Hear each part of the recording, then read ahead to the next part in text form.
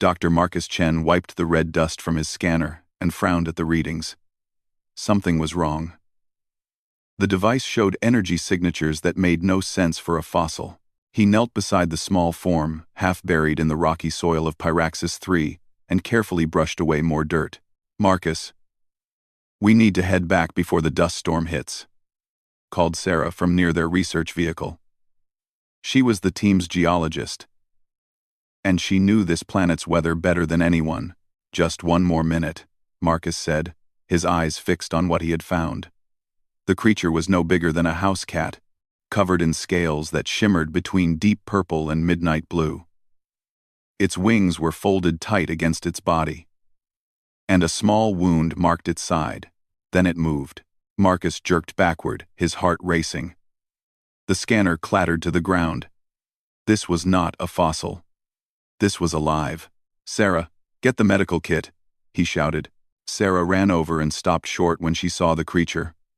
"What is that?" "I don't know. But it's hurt. And it's breathing." Marcus pulled off his jacket and gently wrapped it around the small being. The creature's body felt cold. Too cold. Its chest rose and fell in shallow, rapid breaths. "Marcus, we can't just bring an unknown alien organism into our shelter. The contamination protocols will mean nothing if we let it die out here." Marcus carefully lifted the creature. It weighed almost nothing. "Look at it, Sarah. It's just a baby." Sarah bit her lip, then nodded. "Fine. But it stays in the quarantine section until we know what we're dealing with." They rushed back to the research station as the wind began to howl. The small outpost had been their home for 3 months, while they studied the ancient ruins scattered across Pyraxis 3. Nobody had expected to find living creatures here. The planet was supposed to be dead, abandoned millions of years ago. Inside the quarantine lab, Marcus laid the creature on an examination table under warm lights. Now, he could see it more clearly. It had 4 legs, 2 wings, a long tail, and a distinctly reptilian head, with small horns just beginning to emerge. The resemblance to the dragons from Earth's old legends made him catch his breath. "It looks like a dragon," Sarah whispered, thinking the same thing. "That's impossible," Marcus said. But he could not deny what his eyes showed him. He cleaned the wound on its side carefully. The injury was not deep, but the creature seemed to be suffering from exposure rather than the wound itself. Their teammate James entered the lab, his face curious. "What did you find?" "We're not sure yet," Sarah answered. "Run a bioscan and see if you can identify the species." James worked at the computer while Marcus continued treating the small dragon. He applied antiseptic carefully and bandaged the wound. The creature's breathing seemed to improve under the warm lights, but it remained unconscious. "This is strange," James said, staring at his screen. "The computer is matching some genetic markers to species in the Dracori database." "Dracori?" Marcus looked up. "But they've been extinct for millions of years. Every survey of this sector confirmed it." "Well, either our databases are wrong, or you just found something that should not exist." James turned his monitor so they could see. The genetic match was 97% certain.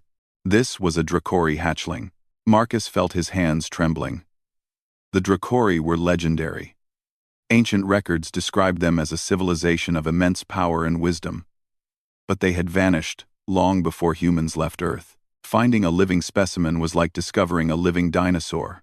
"We need to report this immediately," Sarah said. "Not yet." Marcus surprised himself with the firmness in his voice. "Look at it. It's alone, hurt, and probably scared. Let's stabilize it first, then we'll contact the Research Council." Hours passed. Marcus stayed by the small dragon's side, monitoring its vital signs. The others went to sleep, but he could not leave. Something kept him there, a feeling he could not explain. Around midnight, the hatchling's eyes opened. Marcus found himself staring into eyes that held depths of intelligence he had never seen in any animal. They were golden, flecked with orange, and they focused on him with complete awareness. The creature made a small sound, somewhere between a chirp and a growl. "It's okay," Marcus said softly. "You're safe now." The hatchling tilted its head, studying him.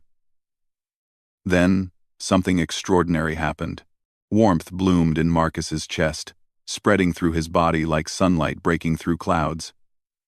The room seemed to blur, and suddenly he was somewhere else. He saw vast caverns filled with crystal formations that glowed with inner light. He felt emotions that were not his own: confusion, fear, but also hope and gratitude. The vision lasted only seconds. When it faded, Marcus was back in the lab, breathing hard. The hatchling was still watching him. And Marcus realized they had just shared something. A connection had formed between them, though he did not understand how or why. "What are you?" Marcus whispered. The small dragon chirped again and shifted closer to his hand.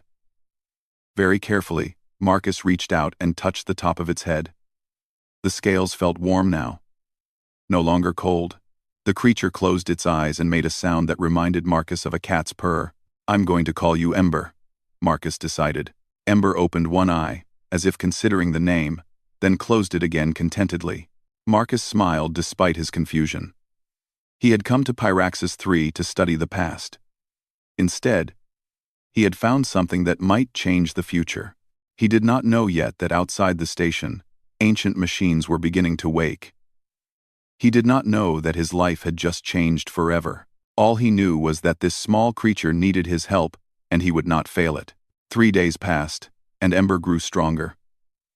The small dragon followed Marcus everywhere around the quarantine section, chirping when he moved too far away.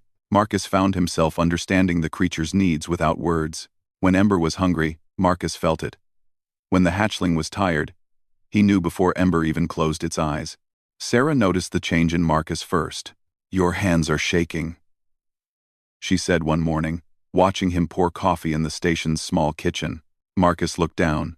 She was right. A slight tremor ran through his fingers. "I'm fine. Just tired." "You're running a fever too." "I checked the medical scanner this morning. Your body temperature is 2 degrees higher than normal." Sarah crossed her arms. "Marcus, something is happening to you since you found that creature." "Ember," Marcus corrected automatically. "And I feel fine. Actually, I feel better than fine. I haven't been this energetic in years." That was true. Despite sleeping only 4 hours each night, Marcus felt more alert and focused than ever before. His reflexes were sharper too. Yesterday, he had caught a falling tablet computer without even looking at it, his hand moving before his brain registered the danger. James entered the kitchen, his face troubled. "Marcus, you need to see this." The station AI finished translating some ancient Dracori records I found in the planetary database. They gathered around the main computer terminal. The screen displayed text in angular symbols that slowly transformed into English as the translation program worked. The Dracori had partners, James explained. Beings they called flame bearers. According to these records, flame bearers were extremely rare. They could bond with dragons and channel something called thermal energy. The records say only certain species were compatible. "What species?" Sarah asked. "That's the strange part. The database lists 3 species, but 2 are extinct. The third." James hesitated. "The genetic markers match humans almost exactly." Marcus felt Ember stir in the pocket of his jacket where the hatchling had curled up for a nap. The small dragon poked its head out, golden eyes watching the screen. "So humans can bond with Dracori?" Marcus asked quietly. "Apparently. But Marcus, these records are millions of years old. Humans didn't even exist when this was written. How could—" An alarm blared through the station, cutting James off. Red lights flashed along the walls. "What's happening?" Sarah ran to the security console. The main screen switched to an external camera view. In the distance, dark shapes moved across the desert landscape toward their station. They were machines, walking on multiple legs like giant mechanical spiders. There were dozens of them. "Automated defense systems," James said, his voice tight with fear. "The station AI says they're part of the planetary security network. They've been dormant for millions of years. But something activated them. It's C. into Dazer. Arran. Arran. Arran. What triggered them?" Marcus demanded. The AI's calm voice answered. Dracori biosignature detected. Defense protocol activated. Eliminate all Dracori presence. Marcus felt his blood run cold. They had activated because of Ember. How long until they reach us? Sarah asked. 18 minutes, the AI replied. We need to evacuate, James said, already moving toward the equipment lockers. The shuttle can outrun them. Marcus pulled Ember from his pocket. The small dragon trembled in his hands, sensing the danger. Through their bond, Marcus felt the hatchling's fear and confusion. They'll track the shuttle, Marcus said. Ember made a distressed sound. Suddenly, the small dragon's fear spiked, and Marcus felt an answering surge of emotion from deep within himself. His chest grew hot, and his hands began to tingle. Marcus, your hands, Sarah gasped. Marcus looked down. Golden flames danced across his palms and fingers, wrapping around Ember's small body. But the fire didn't burn. It felt warm and comforting. Like sunlight, Ember stopped trembling and made a soft sound of relief. The flames flowed from Marcus's hands into the hatchling. Ember's scales began to glow with inner light. The small dragon's breathing steadied, and the fear Marcus had felt through their bond transformed into something else, determination and trust. What just happened? James whispered. Marcus stared at his hands as the flames faded. I don't know. I just wanted to help Ember feel safe. And then, the building shook as something exploded outside. The machines were closer than expected. They had increased their speed. 15 minutes now, the AI announced. Recommendation: immediate evacuation. Marcus closed his eyes and reached out through the bond he shared with Ember. Images flooded his mind, clearer than before. He saw vast underground chambers. He felt the presence of others more Dracori, sleeping deep beneath the planet's surface. And he sensed something else, a mechanism that could stop the machines, but it was far below, in a place the shuttle could never reach. There's another way, Marcus said, opening his eyes. Ember is showing me. There's a Dracori sanctuary deep underground. If we can reach it, we can stop these machines permanently. That's crazy, James said. We don't even know if you're seeing real memories, or just the hatchling's imagination. None. Another explosion rocked the station. Dust fell from the ceiling. We don't have time to argue, Sarah said, pulling emergency packs from a storage locker. Marcus, if you're wrong about this, I'm not wrong. Marcus felt the certainty through his bond with Ember. I can feel it. The sanctuary is real, and it's our only chance. Sarah looked at James, then back at Marcus. She made her decision. Okay. James, you take the shuttle and get as far from here as possible. Lead those machines away if you can. Marcus and I will go underground. You're coming with me? Marcus asked, surprised. Sarah smiled. Someone needs to make sure you don't do anything too reckless. Besides, I'm a geologist. Underground is where I work best. James grabbed weapons and supplies. I'll buy you as much time as I can. Marcus held Ember close and felt the warmth building in his chest again. He was a scientist, trained to think logically and carefully. But logic wouldn't save them now. He had to trust in something he barely understood, a bond between species separated by millions of years, connected by something deeper than words. Let's go, he said. The flames in his hands flickered to life again, lighting their way toward the unknown. The tunnel entrance was hidden beneath the station's foundation, revealed only when Marcus held Ember close to a seemingly solid wall. The stone had responded to the hatchling's presence, sliding open with a grinding sound that spoke of ancient mechanisms still functioning after millions of years. Sarah swept her flashlight across the passage. Crystalline formations lined the walls, glowing faintly with blue and purple light. These crystals are incredible. I've never seen anything like them. Marcus felt Ember shift in his arms. The small dragon chirped softly, and suddenly Marcus's vision blurred.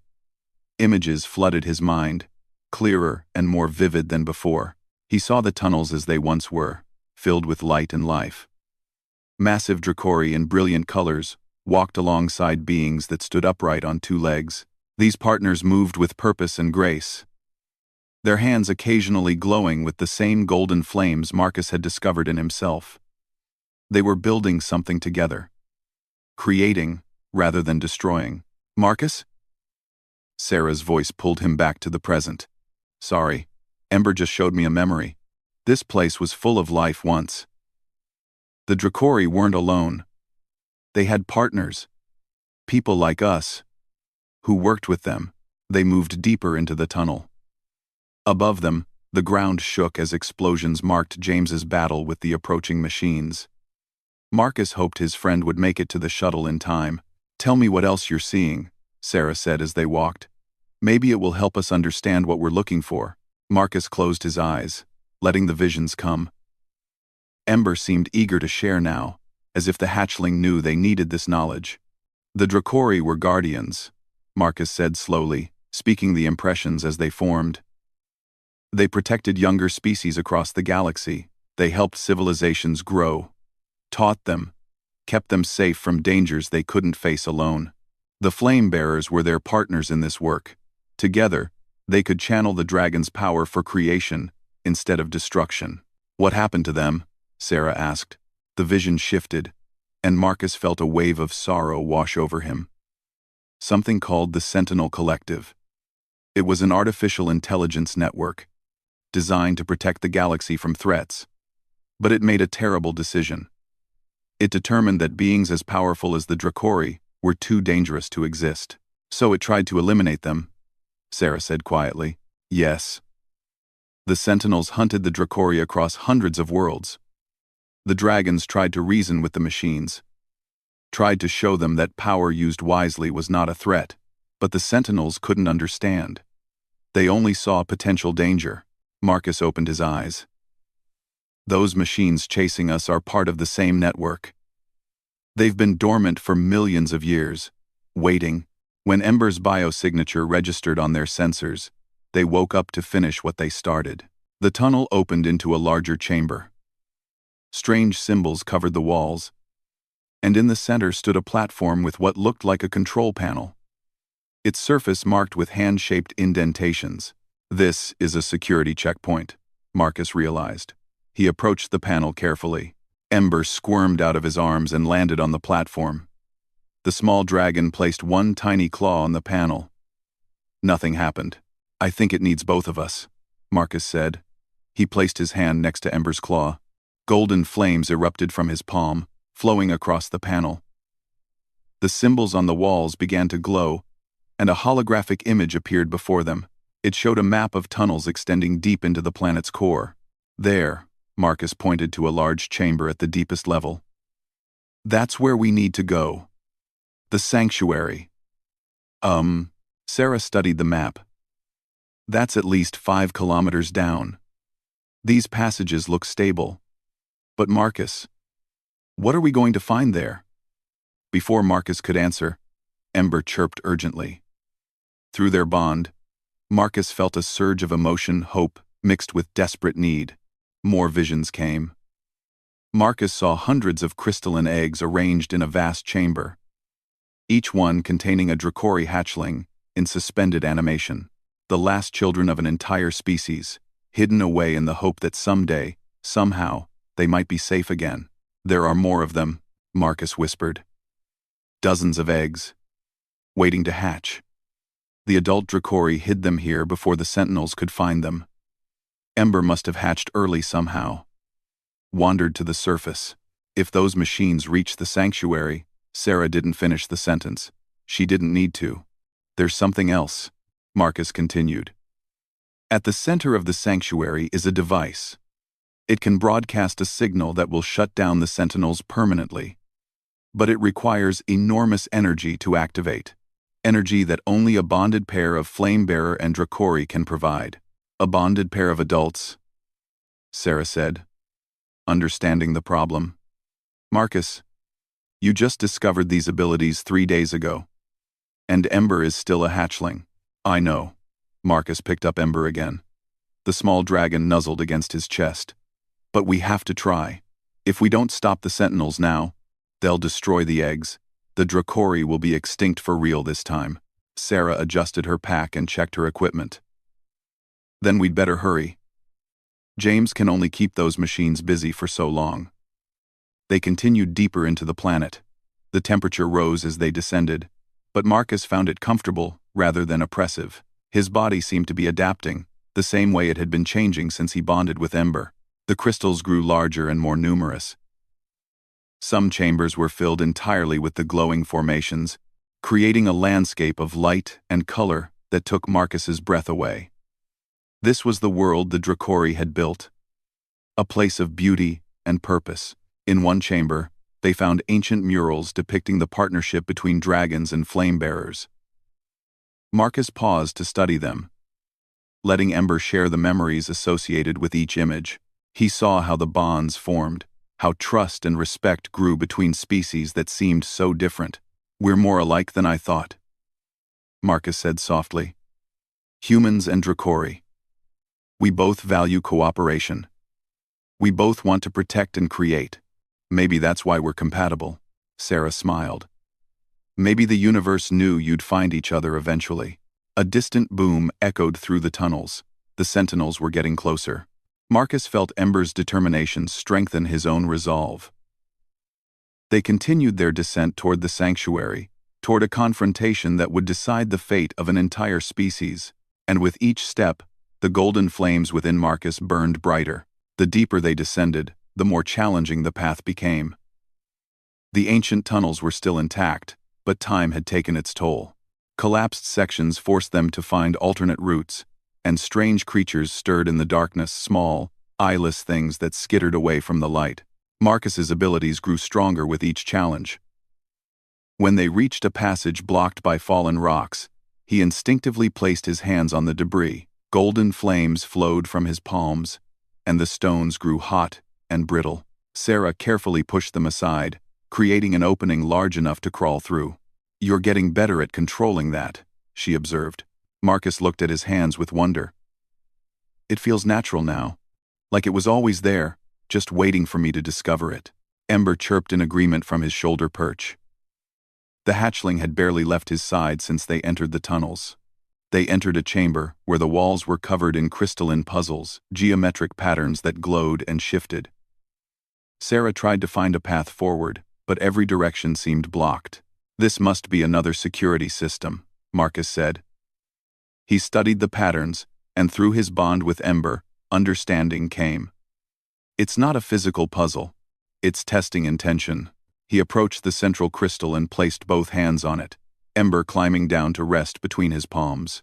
Marcus closed his eyes and focused not on finding the way forward, but on why they were here: to save the eggs, to protect new life, to restore what had been lost. The golden flames appeared, but this time they were different. They carried his intentions, his emotions, his purpose. The fire flowed into the crystal, and suddenly, all the patterns aligned. A doorway opened in the far wall. "Incredible," Sarah breathed.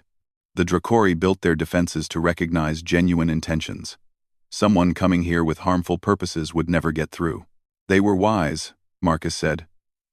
"They understood that true strength comes from purpose, not just power." The next chamber presented a different challenge. The floor was covered in crystalline formations that rang like bells when touched, but there was no clear path across, and Sarah's geological scanner showed a deep chasm beneath the fragile-looking structures. "We need to find which crystals are stable," Sarah said, testing one carefully with her foot. It held her weight but sang a clear, high note. Marcus felt Ember tense. The hatchling's attention was focused on the crystals, head tilting as if listening. Through their bond, Marcus suddenly understood. "It's a musical pattern," he said. "The stable path creates a melody. Ember can hear it." The small dragon chirped a sequence of notes.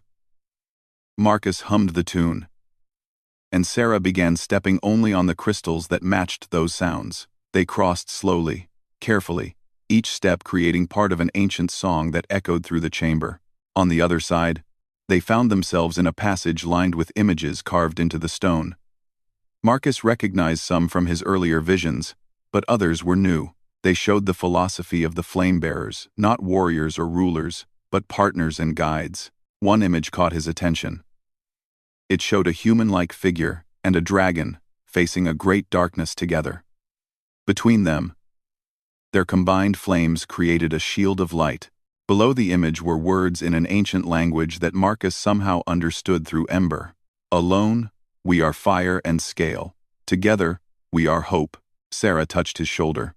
Marcus, look at this. She pointed to another carving. It showed a flame-bearer channeling energy far beyond what seemed possible.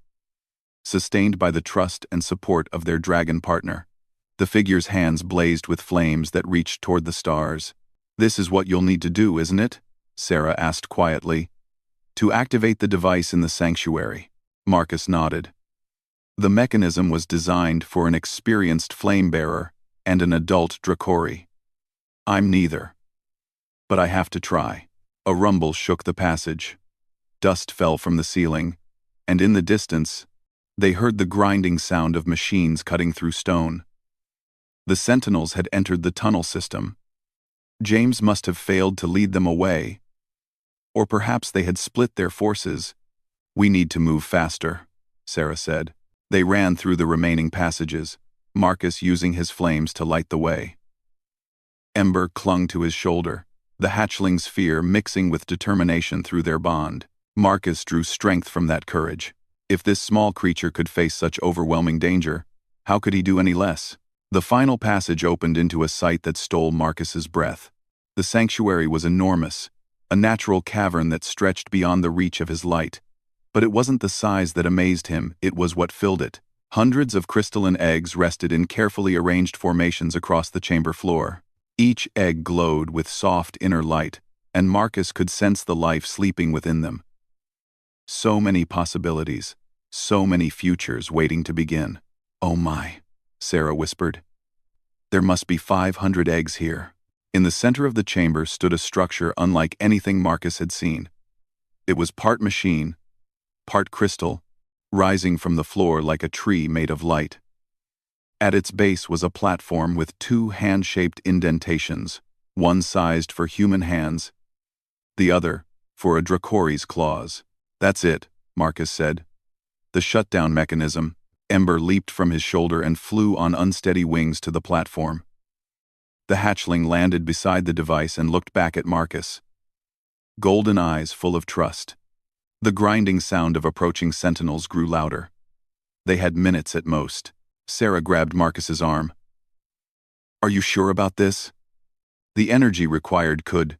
I know. Marcus pulled her into a quick embrace. But what choice do I have? These eggs represent an entire species. And not just any species. One that dedicated itself to protecting others. The galaxy needs the Dracori. It needs what they represent. He walked toward the platform, feeling the weight of the decision settle over him. His hands trembled slightly, but not from fear. From anticipation. This was why humans could bond with Dracori. Not because they were powerful, but because they understood that some things were worth any risk. Some hopes were worth any sacrifice. Marcus placed his hands on the platform. Ember positioned tiny claws in the matching indentation. Their eyes met, and through their bond, Marcus felt the small dragon's absolute faith in him. Together, Marcus whispered. The flames ignited. The moment Marcus's hands touched the platform, energy surged through him like lightning. Golden flames erupted from his palms, far more intense than anything he had experienced before. The device hummed to life, ancient mechanisms awakening after millions of years of silence. Ember's small body glowed brilliant orange, the hatchling channeling every bit of strength into the connection. Through their bond, Marcus felt the dragon's determination. Unwavering, despite the enormous strain. But it wasn't enough. The device required massive amounts of thermal energy, designed for a fully mature Dracori and an experienced flamebearer working in perfect harmony. Marcus gritted his teeth as pain shot through his arms. His body temperature spiked dangerously. Sarah's voice seemed far away, shouting something he couldn't quite hear. The flames flickered. Marcus felt his strength failing. Then something extraordinary happened. Through his bond with Ember, Marcus felt other presences stirring. The eggs around the chamber began to pulse with light, responding to the energy flowing through the device. Hundreds of sleeping hatchlings reached out across the distance, lending their strength to their sibling who had awakened first. Ember's glow intensified, becoming almost too bright to look at. The small dragon wasn't channeling just its own power anymore, it was channeling the collective hope of an entire generation of Dracori. Marcus gasped as the energy flowed into him. But this time, it wasn't just the dragon's power he felt. Something else joined the connection. Something from deep within himself. He sensed the hopes and dreams of humanity, his species' stubborn refusal to abandon those in need, their capacity to care for beings completely different from themselves, their determination to build bridges instead of walls. This was why humans could bond with Dracori. Both species understood that true strength came not from standing alone, but from standing together. The flames transformed. What had been golden fire became a cascade of brilliant light that poured from Marcus's hands into the device. The crystal tree blazed like a star, and waves of energy pulsed outward from the sanctuary, racing through the tunnels and beyond. The grinding sounds of the approaching sentinels stopped.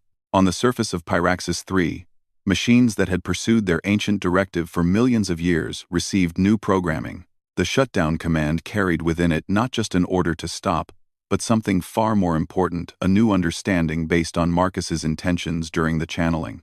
The Sentinels were transformed from hunters into guardians. Their directive changed from eliminating threats to protecting and nurturing life. Across the planet, the machines powered down peacefully, their long war finally over. In the sanctuary, Marcus collapsed. His hands slipped from the platform, and he fell backward. Sarah caught him, lowering him gently to the ground. "Marcus, can you hear me?" Sarah's face was pale with worry. Marcus managed a weak smile. "Did it work?" "Yes." The machine stopped. "You did it." Tears streamed down Sarah's face. "But your temperature is critical. We need to get you back to the station for medical treatment." Ember chirped weakly and crawled across the platform toward Marcus. The small dragon's glow had faded to a dim flicker. The hatchling collapsed next to him, utterly exhausted. Marcus reached out with trembling fingers and touched Ember's scales. Through their bond, he felt the dragon's concern for him, and he sent back his own gratitude and affection. They had done something impossible together. Around them, the chamber filled with sound. The crystalline eggs were responding to the energy that had flooded the sanctuary. Cracks appeared on the nearest eggs, spreading like delicate spider webs across their surfaces. "Sarah," Marcus whispered. "Look." The first egg shattered gently, and a tiny Dracori emerged. It was deep green with silver markings, no bigger than Ember. The hatchling looked around with wide, curious eyes, then chirped experimentally. Another egg cracked. Then another. Soon the entire chamber echoed with the sounds of new life awakening. Hundreds of hatchlings emerged, each one unique in color and pattern. They called to each other, their voices creating a symphony of hope. Sarah laughed through her tears. "They're beautiful." The newly hatched dragons sensed Ember and Marcus, understanding somehow that these two had saved them. The hatchlings gathered around, chirping their gratitude. Their innocent joy and wonder filled the chamber with an energy more powerful than any flame. Marcus felt his strength slowly returning. The hatchlings' presence seemed to help, their pure life force renewing him. He sat up carefully. Ember curled protectively in his lap. "We need to contact the Research Council," Sarah said, "and find out if James made it to safety." As if in answer, Sarah's communication device crackled to life. James's voice came through, filled with relief. "Sarah, Marcus, are you okay? The machines just stopped attacking. They're shutting down all across the planet. What happened?" "It's a long story," Sarah replied, smiling. "But everyone's safe. Get back to the station. We have a lot to explain, and you're not going to believe what we found." Over the following weeks, the research station transformed into a sanctuary. Scientists and xenobiologists arrived from across the galaxy, eager to study the returned Dracori. But they came with respect and wonder, not as conquerors or exploiters. Marcus recovered fully, his bond with Ember stronger than ever. The small dragon rarely left his side, and Marcus discovered that he could now communicate complex ideas through their connection. Other researchers began attempting to bond with hatchlings, and while not all succeeded, enough did to establish that humanity's compatibility with Dracori was real and significant. The Sentinel network, reprogrammed by Marcus's intentions, became a force for good across the sector. The machines that once hunted the Dracori now protected them, watching over the growing dragons as they learned and explored their ancient home. News of the discovery spread throughout the galaxy. Humanity had awakened an ancient partnership, proving that compassion and courage could overcome even the deepest hatred. Where Flamebearers and Dracori went together, they transformed fear into hope, ancient wrongs into new possibilities. Marcus stood on a cliff overlooking the sanctuary entrance one evening, Ember perched on his shoulder. The dragon had grown larger in the past weeks, though still far from adult size.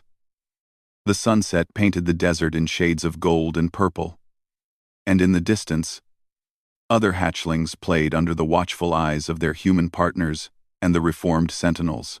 "We did something good, didn't we?" Marcus asked softly.